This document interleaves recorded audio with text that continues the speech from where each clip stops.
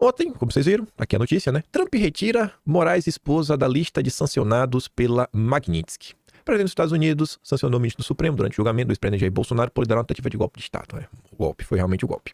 Enfim, antes da gente entrar nesses pormenores, vamos só voltar uns dias no tempo, porque rolaram algumas coisas no tempo da gente comentar, e acho que tem tudo a ver até com essa questão da Magnitsky, porque, convenhamos, né? Não tirou por nada. A imprensa falou algumas possíveis motivações. O Metrópolis listou. Mas até então a imprensa não falou nada envolvendo a JBS. E eu acho que fica difícil, de verdade, de olhar para essa situação sem tentar entender, né, o que nosso amigo Joesley foi fazer, né, ou fez.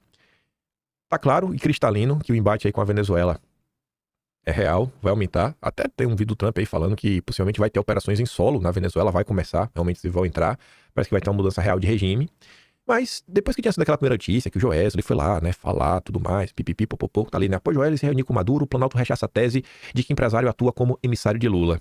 Aí você fica se questionando, né, o Joesley foi lá, de livre, espontânea vontade, o Lula não sabia de nada?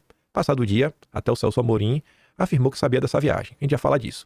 Aí Renato comentava assim, a manchete tenta vender a ideia de que Joesley acordou um dia e decidiu visitar o Maduro bem na semana em que os Estados Unidos falam em ataque e o Planalto tenta resolver o tarifaço. Coincidência assim não existe. Só existe quando todo mundo finge acreditar. O Planalto diz que Joesley não foi enviado por Lula. Óbvio, ele também não estava falando pelos Estados Unidos.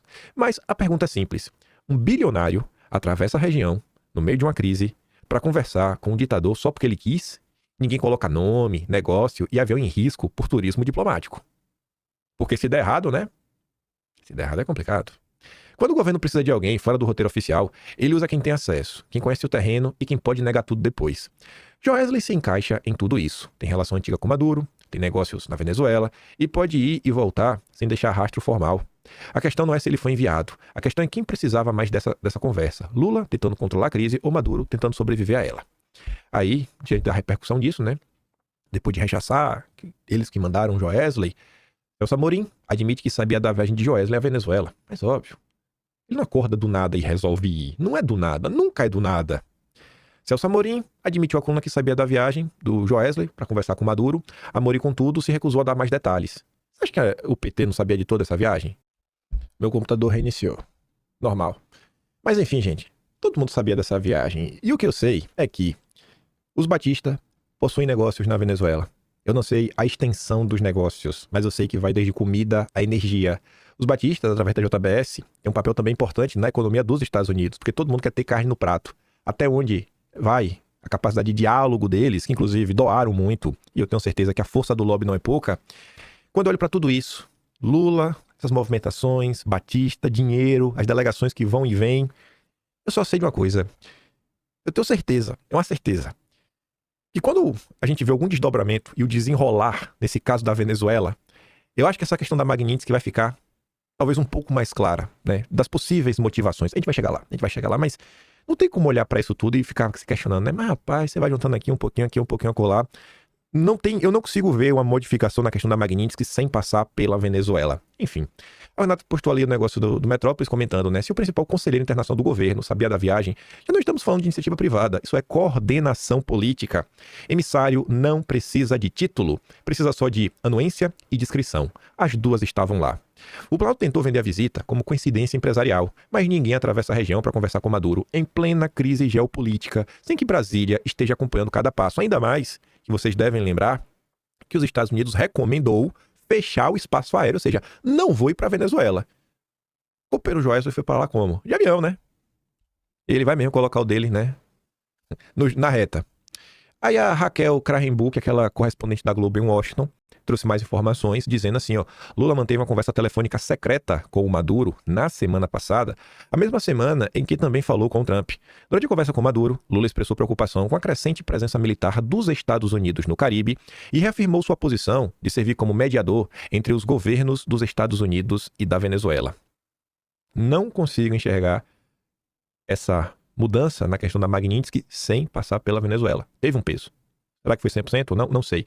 Não deve ter sido só a Venezuela. E tem mais algumas informações. Enfim, o marceneiro do Metrópolis, Samuel Pancher, entrou em contato com um representante do governo dos Estados Unidos e recebeu uma resposta, né, por escrita, que ele depois coloca, né, textualmente, E tá ali, ó, um representante do governo dos Estados Unidos acaba de me dizer o seguinte sobre a remoção das sanções. Hoje, o OFAC, o Departamento do Tesouro, retirou Moraes e algumas pessoas e entidades associadas da lista. A manutenção dessa designação é inconsistente com os interesses da política externa dos Estados Unidos. Nesse sentido, os Estados Unidos veem a aprovação de um importante projeto de lei de anistia pela Câmara, do Brasil como um passo na direção certa que sinaliza uma melhora nas condições de litígio político no Brasil. Aí ele falou o seguinte, muitos ficaram em dúvida sobre o uso do termo anistia. Foi esse o termo que o oficial do governo americano se referiu ao pele da dosimetria. Aí tá aqui, ó. Anistia em inglês é importante, né? Bill é lei, né? Anistia, né? Essa palavra eu devo falar, nem vou tentar. Enfim, anistia. Guardo meu inglês pra mim. Também a turma do Metrópolis veio falar, sobre outras motivações. Segundo fontes do Itamaraty, a articulação do magistrado a favor do avanço do pele da dosimetria, como ele é bondoso, viu? Como ele é bondoso. E tem até um vídeo para mostrar sobre isso. Somada a decisão do governo brasileiro de recuar na pressão por regras internacionais para Big Techs, pesou na avaliação da Casa Branca. Será que é só isso? Big Techs, dosimetria, Venezuela? Conforme os dias forem se passando, eu acho que nós saberemos. O que eu sei é que, além dos Batista, nós já havíamos visto o lobby dos industriários, da turma da CNI, que contrataram o Roberto Azevedo. Tínhamos visto o lobby do Dória, que quem fez a ponte para o Dória foi o Roberto Campos Neto, que também fez lobby a mando do Tarcísio, amplamente noticiado pela época, lobby contrário às sanções e às tarifas.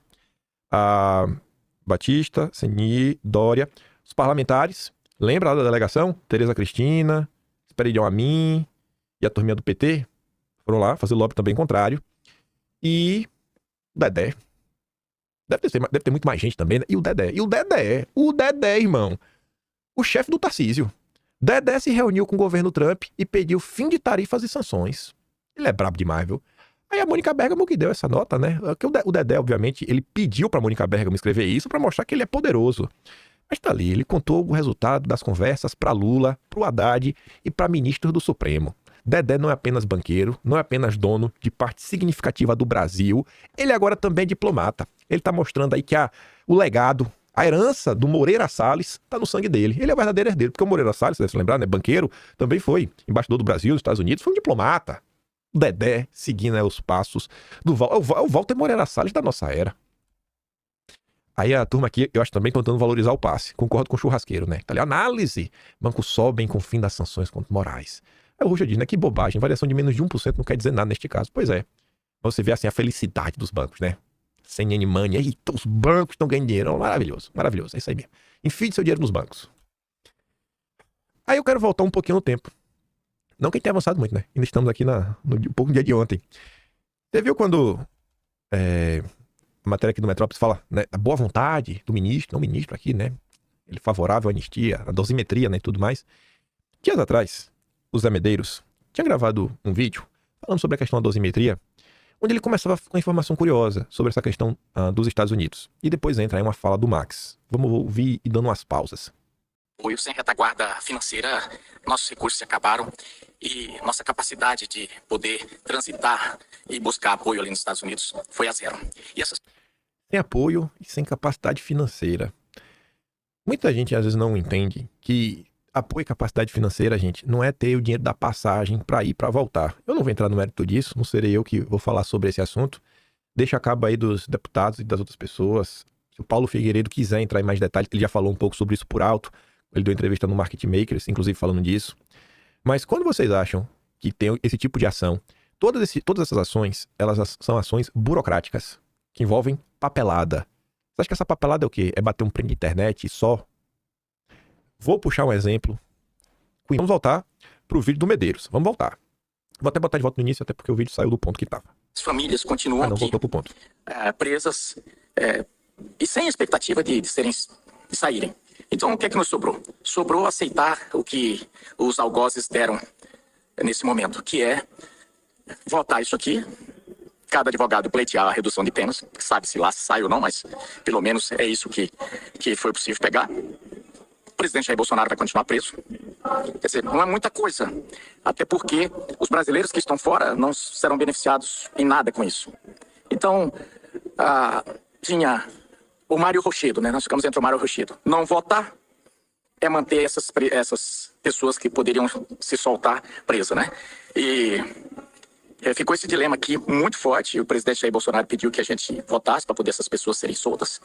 E, infelizmente, agora quase 2 da manhã, é o que temos aqui.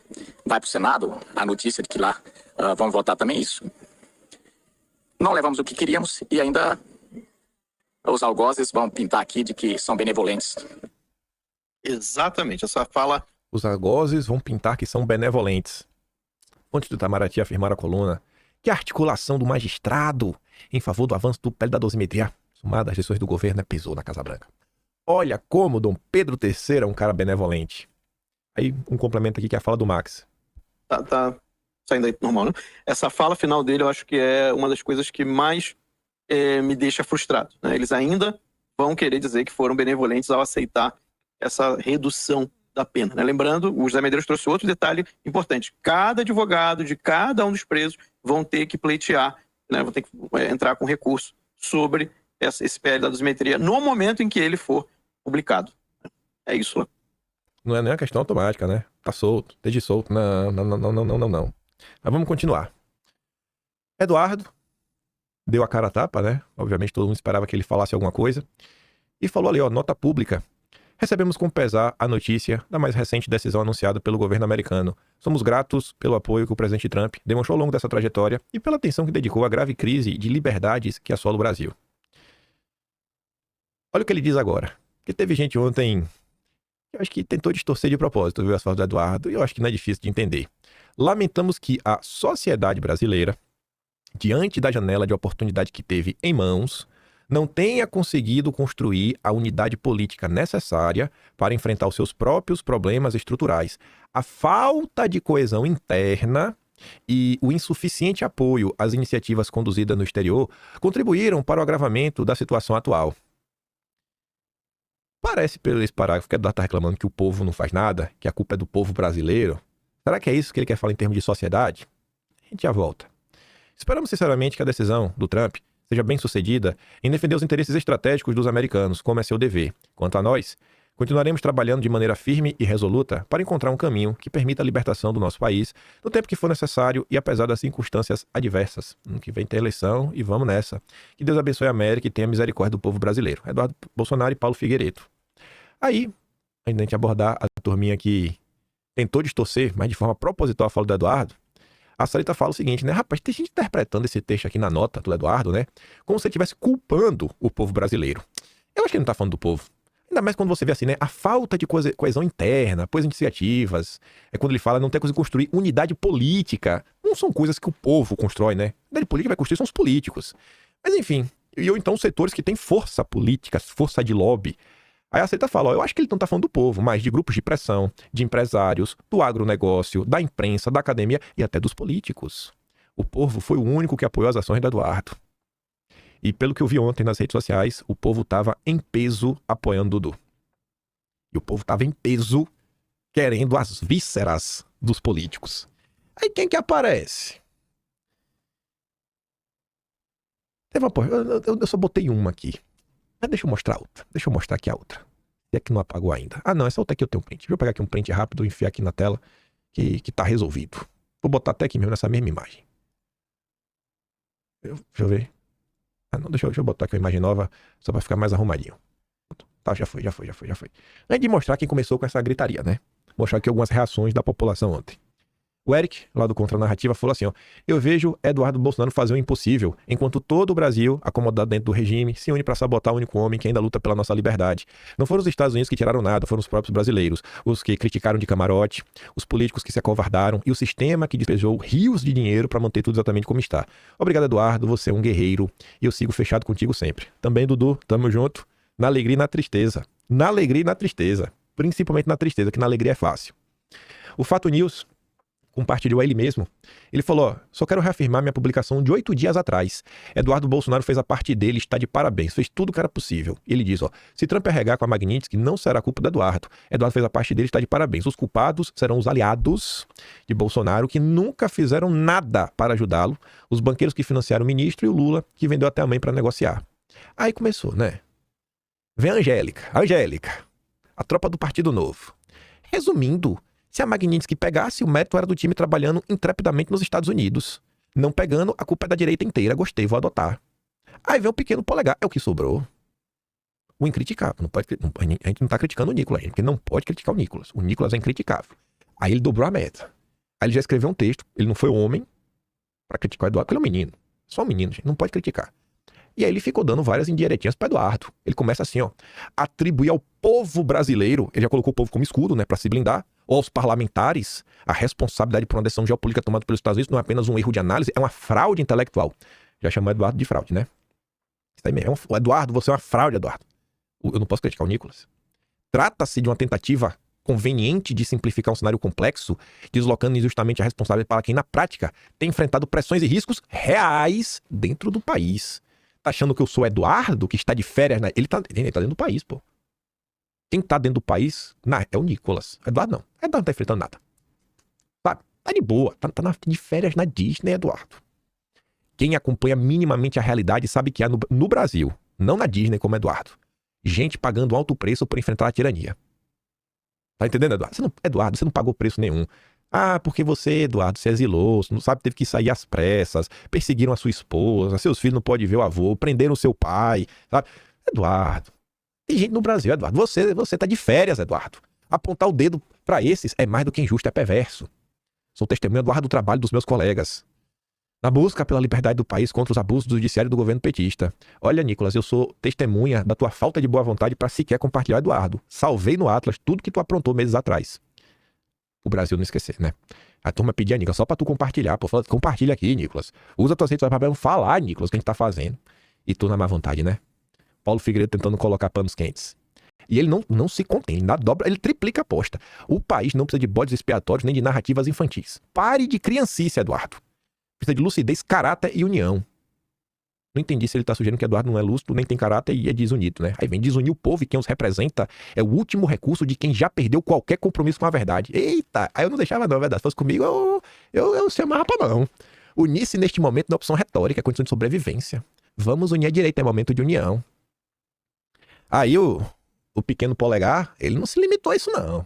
Eu não tô criticando ele, não. Não pode. Não pode. Nicolas xinga bolsonarista foragido. Você é um bosta. Falou isso pro Alan dos Santos. Aí, estamos aqui também, imagens, né? O Alan pergunta, irmão, por que enviar meu tweet no grupo de WhatsApp dos deputados, Nicolas? Quer entrar ao vivo pra discutir o assunto? Nicolas acha que ninguém recebe os prints do que ele faz no privado. Nicolas acha que ninguém sabe quem é o Sérgio Santana, né, Nicolas? Ah, meu Deus do céu. O pior assim, não é que a maioria sabe. Eu acho que se a maioria soubesse, não ia acreditar. Porque Nicolas é um menino de ouro que não faz nada errado, né, gente? É um menino de ouro. E aí eu perguntou, não quer entrar não, Nicolas, pra discutir? Não, porque você é um bosta. Aí eu tenho que parar e pensar, né? Pra assim, o Nicolas não quer discutir porque o Alan é um bosta. Ou seja, o motivo é que Nicolas não discute com pessoas que são bosta. Pô, o Nicolas debateu com o Nando Moura. Então, na escala do Nicolas, o Nando Moura é uma pessoa mais honrada do que Alan dos Santos. O Nicolas já participou com embates com Boulos, com pessoas da esquerda na TV. Ou seja, para o Nicolas, o Alan dos Santos é moralmente inferior a Guilherme Boulos.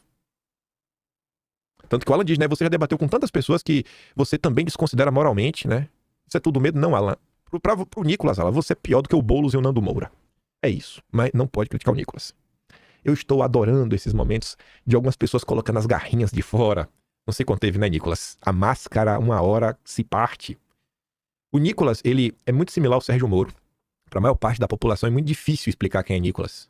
Porque o pessoal não consegue. Não, mas ele faz os vídeos, ele faz as denúncias. Ainda vê, não, é mesmo, é.